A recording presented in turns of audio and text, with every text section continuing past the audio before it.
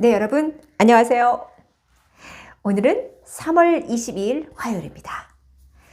오늘은 제가 영상 2개를 준비하고 있습니다. 첫 번째 영상에서는 이 ESG 기업을 하나 소개해 드리려고 해요. 많이 알려진 기업입니다. 그리고 두 번째 영상에서는 이제 어제 오늘 나온 ESG 뉴스들 모아서 그 다음에 중요한 것들만 추려가지고 또 짧게 브리핑해서 전달해 드리려고 합니다. 제가 여러분께 소개해 드릴 ESG 기업은 고려아연이라는 기업이에요. 많이 들어보셨죠? 고려아연은 정말 오래된 기업 중에 하나예요. 그러니까 뭐 삼성, 뭐 LG 이전에 금성이었죠. 금성 이전에 럭키였던가요? 예, 럭키 그룹이 있었죠. 어쨌든 제 어렸을 때는 삼성, 금성, 그 다음에 현대, 대표적으로 이제 대중들에게 많이 알려졌고, 이 고려아연도 제가 어렸을 때도 고려아연은 계속 제가 이렇게 어디선가 들어가지고 너무 익숙한 기업 중에 하나예요. 이 고려아연이 그 전 세계, 그러니까 글로벌 아연 재련업 가운데 1위를 차지하고 있는 기업 중에 하나예요. 그러니까 비철 금속 재련 분야에서 1위. 특히 아연, 연, 은 이런 분야의 이런 재련, 금속 재련 분야에서 독보적인 기술력을 가지고 이 전 세계의 아연 생산의 1위를 차지하고 있는 기업 중에 하나입니다. 그리고 이 기업이 제가 어렸을 때부터 들어왔다고 했잖아요. 근데 알고 봤더니 1974년도에 설립이 됐더라고요. 그로부터 지금까지 그러니까 반세기가 넘도록 꾸준히 이 아연 이제 분야를 좀 더 이제 주력으로 해가지고 이 금속을 재련 기술을 꾸준히 개발해서 비철 금속의 재련 기술을 가지고 전 세계의 아연 생산 점유율의 약 10%를 차지하고 있어서 글로벌 1위를 차지하고 있다고 해요. 그래서 이제 이 고려아연은 아연, 연, 은, 인듐 등등 해가지고 이러한 비철 금속 분야에서는 이 세계적인 생산 능력을 갖추고 있고, 그러니까 한마디로 종합 비철 금속 재련 업체라고 볼 수 있겠습니다.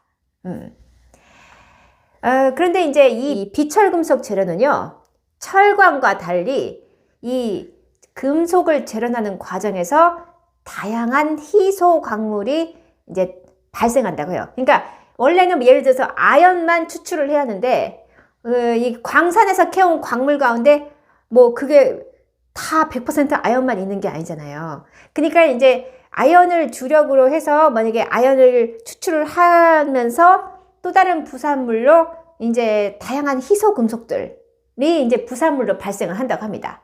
그러니까 이제 구리나 아연이나 뭐 연이나 뭐 이렇게 은이나 이런 것들만 추출을 하려고 하다 보니까 여러 가지 그 이제 같이 섞여 있는 희소 광물들의 부산물이 계속 있기 때문에 그러니까 그걸 뭐라고 하죠? 이게 귀금속 같은 거죠.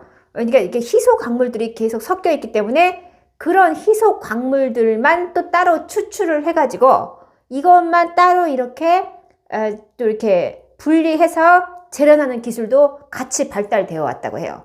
그러니까 원래는 아연이나 은과 같은 이제 주로 산업계에서 많이 쓰이는 그러한 이제 비철 금속을 그러니까 재련하는 과정에서 거기에 같이 섞여 있는 희소 광물, 즉 부산물인 희소 광물들도 하나의 그 이제 재련을 또 하는 그 버릴 수 없잖아요. 값이 나가는 거기 때문에 그런 것들도 따로 이렇게 재련을 하는 그러한 기술까지 같이 개발이 되고 발전시켜 왔다는 겁니다.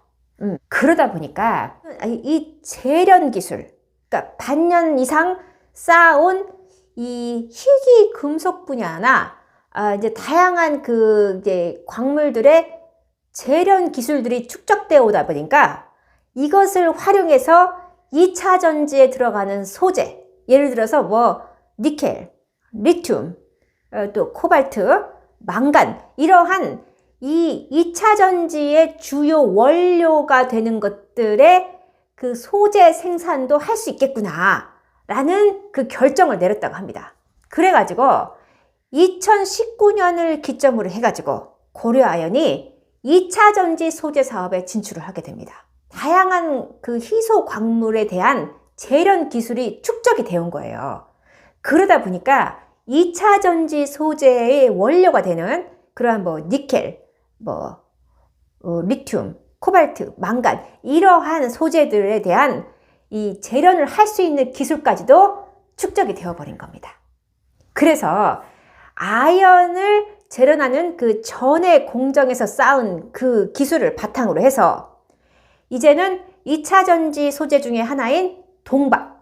그 동박이 이제 그 하나의 구리로 만든 포일이에요. 그래서 동박을 양산하는데 적용을 시켜가지고 동박을 재련하는 쪽으로 지금 응용을 하려고 해서 2020년에 동박 제조 회사를 세워버렸어요. 그게 바로 K잼이라는 회사를 이제 완전히 동박 제조만 해라 해가지고 100% 동박 제조 자회사로 K잼을 설립을 해버렸습니다. 그래서 이미 작년부터 이미 지금 2020년부터 꾸준히 2차 전지 소재인 동박 생산을 해오고 있다고 합니다. 그런데 이뿐만 아니라 이제 다른 2차 전지 소재 가운데 또 황산 니켈이 있어요. 이 황산 니켈은 2차 전지의 전구체 소재로 쓰인다고 합니다. 그래서 그 고려아연이 2017년도에 황산 니켈을 이제 제대로 만들기 위해서 계열사 가운데 캠코라는 회사를 설립을 해가지고 그때부터 황산 니켈을 이제 2차 전지 소재, 전구체 소재로서 지금 이렇게 생산을 하고 있다고 해요. 그런데 이제 이렇게 황산 니켈 또는 이렇게 구리, 동박 이러한 소재들을 생산할 수 있었던 계기가 뭐였냐? 이제 아까도 말씀드렸듯이 아연의 그 오랫동안 축적되어 온 그 희귀 금속 광물 자원의 재련 기술뿐만이 아니라 이 호주의 그러니까 이 오스트레일리아 호주의 헌메탈이라는 회사였다고 합니다. 근데 이 회사가 오랫동안 이제 한마디로 적자에 시달려 왔다고 해요. 근데 이 회사를 고려아연이 매입을 해가지고 흑자 전환을 시켜버린 거예요. 그러니까 이제 그 호주에 있는 광산에 이제 아연 재련소가 있는데 그것을 이제 흑자 전환을 시켜버려가지고 사상 최대의 영업이익을 달성했다고 합니다.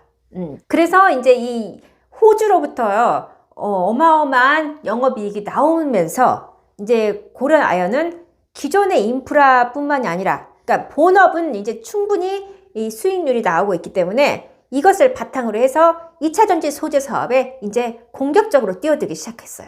전구체 소재 중에 하나인 황산 니켈을 이제 생산하게 됐고 2020년도에는 그 배터리에 들어가는 동박, 구리가 소재인 동박을 제조하는 이 자회사를 설립을 해가지고 이제 2020년부터 꾸준히 동박을 지금 제조해서 공급을 하고 있다고 합니다. 그래서 이제 이러한 역량을 바탕으로 해서 서울 코엑스에서 인터배터리 2022라는 전시가 지금 이루어지고 있거든요. 거기에 이제 고려아연이 참여를 해서 이제 2차 전지 소재 분야에 어느 정도의 사업을 하고 있고, 그리고 이제 본인이 가지고 있는 기술력과 우수성을 이제 홍보를 하고 있다고 해요.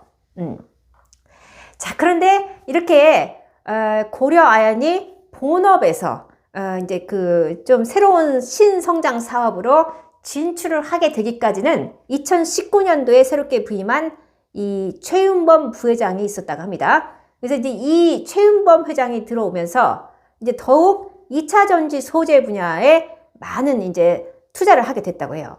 고려아연의 매출 규모가 9조 9,767억. 야, 거의 뭐 10조네요. 그리고 영업이익은 1조 961억 원이라고 합니다. 그래서 작년에 창사 이래 최대 실적을 이뤘다고 해요. 그러니까 지금 자금력이 이제 풍부한 겁니다. 그래서 이제 그동안 아연을 재련해 왔던 그런 공정기술 기반으로 해가지고 이제 2차 전지 배터리 소재인 동박과 이 황산 니켈을 이제 생산하는 단계로 지금 넘어가고 있다라고 볼 수 있겠어요. 그런데 이제 여기서 이 황산 니켈이 그 2차 전지 양극재의 그 하나의 이제 재료인 그 전구체의 원료가 돼요. 그래서 지금 황산 니켈을 생산하고 있는 고려아연이 LG화학 그리고 LG에너지솔루션과 지금 모종의 어떤 그 합작 법인을 설립한다는 얘기가 나오고 있어요. 그 이제 뒤에 가서 얘기하겠습니다. 그래서 지금 이 황산 니켈에 대한 수요가 커지니까 이제 고려아연이 지금 앞으로 증설을 지금 예고한 상태래요. 그래서 이제 황산 니켈 공장도 증설을 하고 동박 공장도 올해 이제 올 10월부터 양산을 개시해가지고 연간 1만 3천 톤의 생산능력을 갖출 예정이고 이 황산 니켈은 연간 8만여 톤의 규모로 이제 생산을 할 예정이라고 합니다. 그런데다가 지금 고려아연이 세 번째로 지금 도전하고 있는 신성장 산업이 있어요. 그게 바로 폐배터리 분야입니다. 제 영상 가운데 ESS와 폐배터리의 부활이라는 영상이 있습니다. 거기에서 이제 제가 이 폐배터리가 에너지 저장 장치로서 어떻게 부활할 수 있는가 그런 내용을 다뤘습니다. 그런데 이 고려아연이 이제 2차 전지 소재 분야만 진출하는 게 아니라 지금 올해부터는 이 폐배터리의 재활용 분야에도 지금 진출을 하겠다 하고 지금 공언을 했어요. 그래서 지금 코엑스에서 열리는 지금 인터배터리 2022 전시회에 폐배터리 재활용 사업 로드맵을 이제 발표를 하고 그래서 지금 앞으로 폐배터리의 자원 순환을 위한 그러한 사업에 진출을 하겠다. 이제 내용을 상세하게 지금 홍보를 하고 있다고 합니다. 왜 갑자기 고려아연이 무슨 뭐 또 폐배터리 분야요? 아니 아연이나 뭐 그런 금속을 재련하는 기술하고 폐배터리에 금속을 추출하는 기술하고 무슨 관련성이 있을까 궁금하시죠? 그런데 관련이 아주 깊다고 합니다.